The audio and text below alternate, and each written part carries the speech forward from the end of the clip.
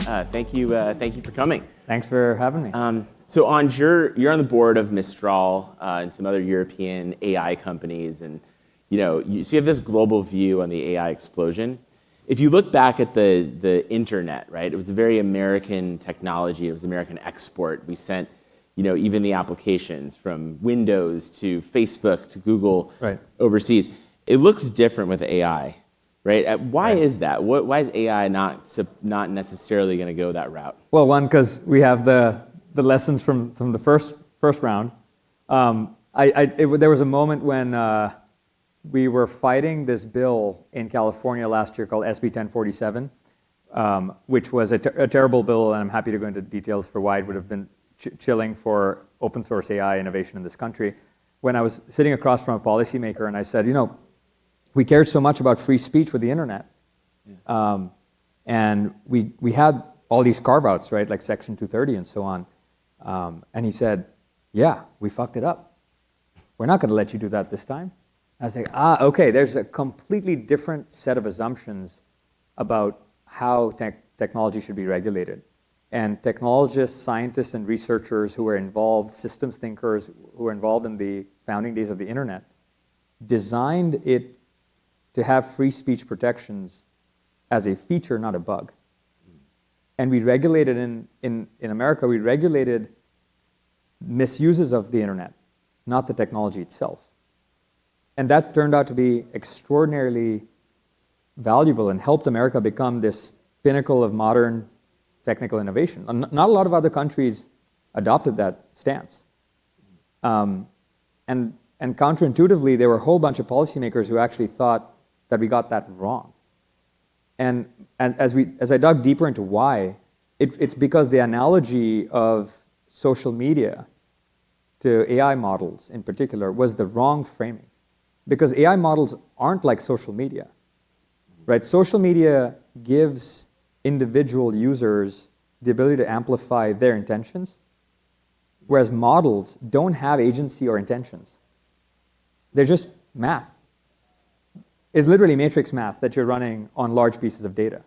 And so when I sat down with the policymakers and started on trying to ask, what's the assumption that's leading you to believe that models should be regulated the same way as social media, I started to realize that there were some basic principles that were just not well understood. And that led to this whole realization of the idea of AI becoming cultural infrastructure and mattering to every individual nation much more than social media ended up being.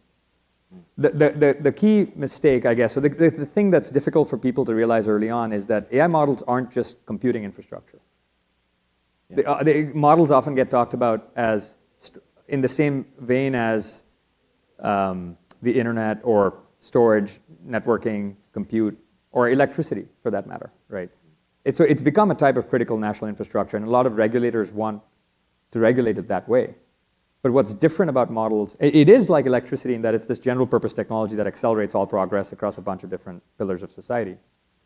But it's not like electricity in this important way in that it's cultural infrastructure. It's trained on data. And the values that data has, the biases that data has, the various different shapes of cultural language, norms, et cetera, encoded in that training data then affects what the models say and don't say. Mm-hmm. So this is really, it's an interesting concept. So obviously, governments are going to play a big role in this, as you sort of alluded to. Let's talk about U.S. policy for a second. So your bosses, Mark and Ben, both came out early on as in the election as sort of big Trump supporters, right? Because it was going to, partly because of all this AI, but it was going to help the tech industry writ large, especially startups. We're 100 days in now. Is there anything surprised you about how things have gone so far? Absolutely, yeah. I think everybody should be surprised every single day at this point. But I think one of the things that's been most notable in both the AI space as well as the geopolitical space is just how sovereignty has become front and center for everybody. Right? If you look back at one of the major kind of events that happens in the AI infrastructure space is an annual summit of different countries that meet, of different leaders, both from the scientific and the business community and the policy community, and talk about how to manage the development of AI. And the first 2 years it happened, once in Seoul and the second in Oxford, the tone was very much pessimism about the risks of AI. And then everything changed earlier this year when DeepSeek came out. Because the message was loud and clear, right? If you guys in the West are going to slow yourselves down, go for it. But we sure as hell aren't slowing ourselves down. We're going to train the best models. We're going to open source them from China. And you're welcome. We'd love for you guys to also do the same. But if we're doing this with or without you. And that changed the dynamics completely. So when the Paris AI Summit happened a few weeks later, the tone was entirely about optimism and acceleration. It was clear then that the audience had realized that AI models were a critical piece of national infrastructure that other countries were not waiting around to try and debate about whether this should be accelerated or not. Do you think, though, that, I mean, you talk about this race, this technology race with China. I mean, first of all, are these new policies of the administration helping the US win that race? And is it even possible to win if you have the open source models that sort of go across the world almost immediately? So, I mean, I start from the position that we must win. We don't have a choice. If you believe that AI is as transformative as electricity, but it has these cultural norms embedded in them, it's cultural infrastructure, then it becomes very clear. Are you going to outsource your most critical national infrastructure to somebody else's culture, or do you want ownership of yours? Right? Winning or losing is not an option. We must win. Then if you ask, okay, how do we win? The answer is very simple. Just like with every major technology before, if you've got the best technology in the world, the rest of the world will use yours. Right? We exported the best networking technology, the best cryptography, the best compute storage. I mean, this is why 1 billion people in India still use WhatsApp. Mm-hmm. That was invented in Silicon Valley. Now, China, we can talk about why that evolved as a different internet, but it's arguable that most of China's internet actually was tech transfer from Silicon Valley and from parts of the American ecosystem as well. And so that's how we win. We build the best, we ship it, we export it to everybody else, and then we show the rest of the world why they should build on our stack. Mm. It's interesting. I want to hit on the application layer for a second. So we have ChatGPT, which it's very different than like the infrastructure layer, right? So it's become a big consumer product. They seem to have almost like won that, and that can be sort of a winner-take-all global product in a sense, right? Where it has been in the past. But what do you think? Why do you think ChatGPT? You were an investor in Anthropic, right? Which was founded by a bunch of people who actually worked on the GPT-3 and those products at OpenAI. How did OpenAI win that? How did they beat Anthropic? I'm not sure the race has ended yet. How did they beat them to market? I think what OpenAI decided to do very decisively in January of 2023, which was roughly 60 days after ChatGPT came out. Actually, a quick show of hands. How many people here used ChatGPT in 2022? Okay, wow, so about 5%. And how many people used it in 2023?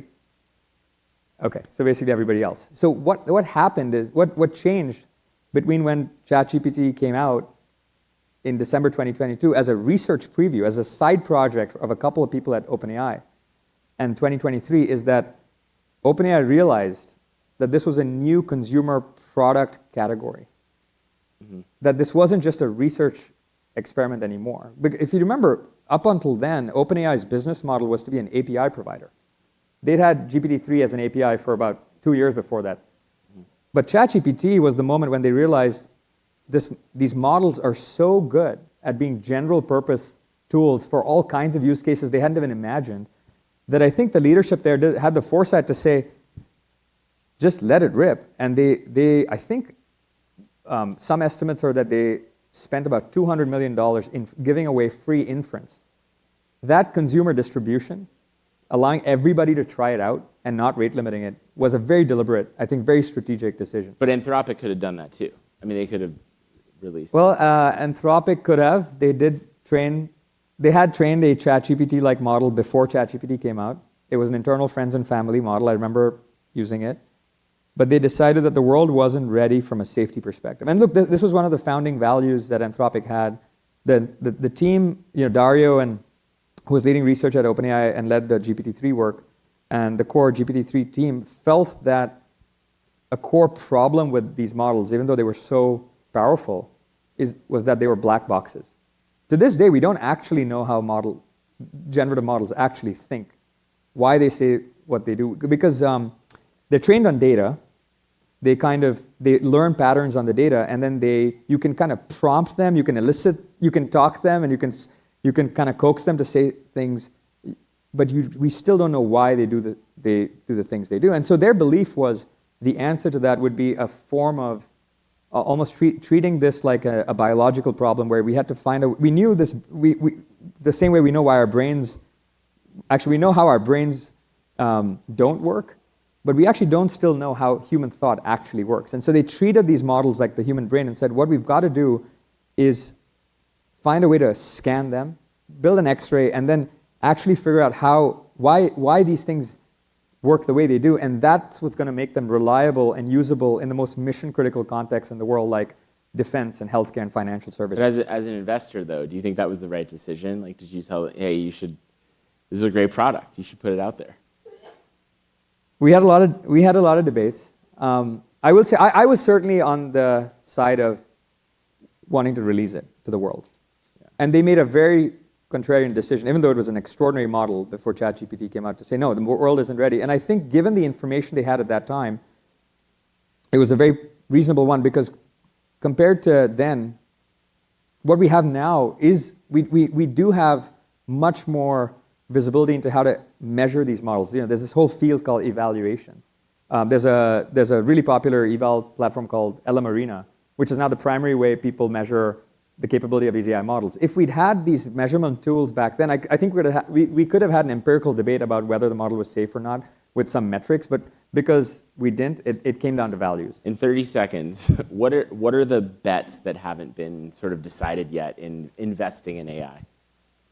Oh, the big one is sovereign infrastructure, right? Is who controls your AI? Today, most of the world's AI is controlled by the people who run the infrastructure for your models.